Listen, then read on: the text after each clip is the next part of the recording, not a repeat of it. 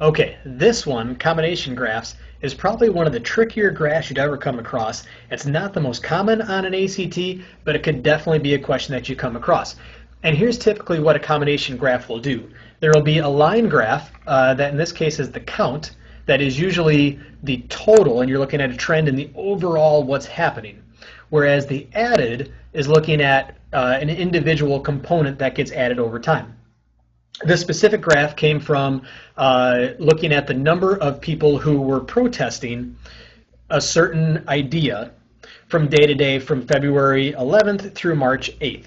So what this means is this, added. So we're looking at this bar chart corresponding to about 120 people added to the protest list on that day. Then we're looking at here about 170 people added. Here we're looking at an even higher number, about 175 added. So questions from this case could be looking at the number of protesters added each day as the time went on, as the calendar moved forward. Were more people added each day or less? Or did the amount of people added each day tend to increase or decrease? And if you look here, back in February, we definitely had more overall people entering day to day than as time went on in March. So as the protests went on, less and less people were added in. So that's what that column is looking at. Again, the question will tell you what to look for. Am I looking at how many people were added in, or am I looking for the total count? If I'm looking for people added in, I'm going to look at the added column from the key, and those would be the bar graphs. If I look at the count, now I'm looking at the line graph, what corresponds to the count.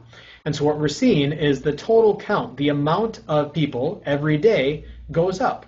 Well, the amount goes up every day because every day a certain amount of people were added to the list. So the list continued to grow. Now it grew more on February 14th than it did on February 18th because more people were added to the list. However, every day as more people joined in, more people added to that list. As I look at this graph is increasing more, the counted graph is increasing more between these dates than it is between these dates. Why is the graph increasing more at the beginning than at the end? Because more people every day were adding than there were at the end. So not as many people added in March, so my total count didn't increase very much. More people were adding every day in the beginning of February, so my numbers increased much more dramatically during that period of time.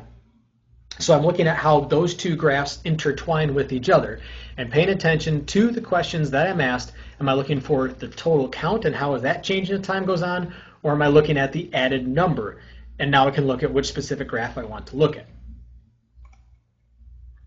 A scatter plot is another way where instead of showing trend lines, I'm showing a value based off a certain point that's on the graph. And so for this specific graph, the scatter plots, again, looking at the key, the empty boxes are a type of a tree, and the solid ones, the dots, are for a different type of tree. One thing to pay attention to is here. It says figure 5. Oftentimes, again, the questions will say according to figure 1, according to figure 2, according to figure 5. And so you go to the questions and they will tell you which figure it is that you're trying to look at, which chart, which diagram, which graph.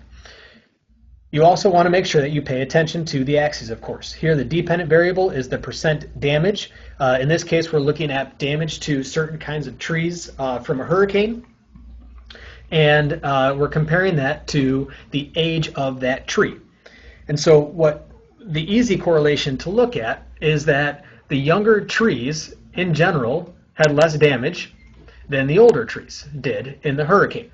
So that's an easier thing to see and look at correlations there and trying to figure out what's going on with the amount of damage, the percent of damage done to the trees, again 100%.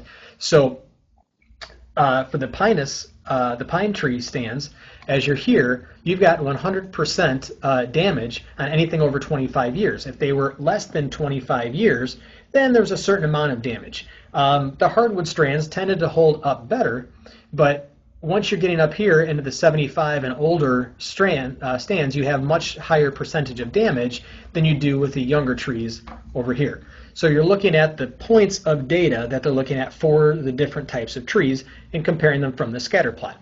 It's very similar to a line graph, because a line graph will just draw a line to show the trend to all those different points. A scatter plot doesn't have those points in them. But you're going to look at the concentration of points. So where are there the most points for a certain data selection? So you're more concentrated here in the lower percentiles for the hardwood than you are looking here for the pine trees. Or you're looking at, there's a lot younger pine trees, and so there's a lot less damage. So different things you want to look at.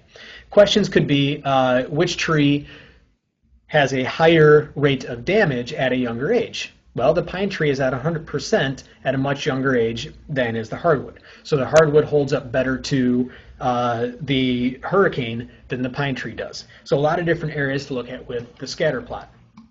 Another scatter plot would be like this. Woo! That's a busy looking graph. There's a lot of different points on here. Here the lines are connected. So as opposed to a line graph which shows you a general trend, here this is showing exactly what happened from one data point to another, and the data points are looking at what happened every 10 years. So we have the actual points are drawn in every 10 years, 10, 20, 30 years, and then we're looking at, again, the percent damage at those different years. Instead of looking at two general families of trees, now we are looking at specific trees. So at the end of each graph line is the type of tree that we're looking at. So using the questions again will say which tree was able to withstand the damage from hurricanes the best, or in which another way to look at that is which tree had the least percent damage. So then you're looking for the least percent damage over time, and that would be this strand of tree.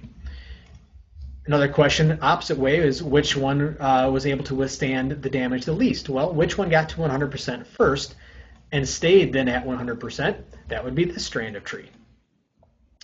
There's a variety of different questions also that could be asked in terms of a specific strand. So the question may ask you about this specific type of tree here, this Fraxinus americana.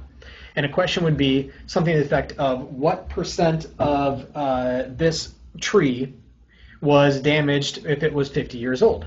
All right, so you go to 50 years and you come across and you're less than 50%, 45, 47% was damaged. Or another question could be going the opposite direction. At what age was the Acer rubrum tree, this one, at which age was the Acer rubrum tree damaged at a 65% rate? So you come across here at 65%. And you say, that happened in about 50 years. So ways to read scatter plots, again, you're going through the same type of feature basically every time. But look for what the question is asking you to do and then reference the graph. And oftentimes, as I mentioned before, there will be multiple graphs. So these two graphs came from the same question. So what you need, again, to pay attention to from the question is, it will say according to figure 5 or according to figure 8. So now you know where to direct your attention. Also, looking at the legends, if it's asking you for a specific species of tree, if it asks you for hardwood, well, if you look at the legend, hey, this one is the one that says hardwood, or where this one doesn't, I know that I need to focus on this graph. Or if it asks you for a specific type of tree, then you know that you need to look at this graph. So paying attention to the question, directing you back, and then analyzing the graph itself to look at the specific data points that it's asking you to analyze. Went through a lot of information today on different types of graphs. Following through the worksheet I gave you should hopefully help as well, or that you were provided should hopefully help you as well. And of course, there will be an assessment to see your level of understanding that we'll use for next week moving forward to see how well you're understanding the basics of different types of graphs and how to analyze graphs as you're going through. Hope you learned some stuff.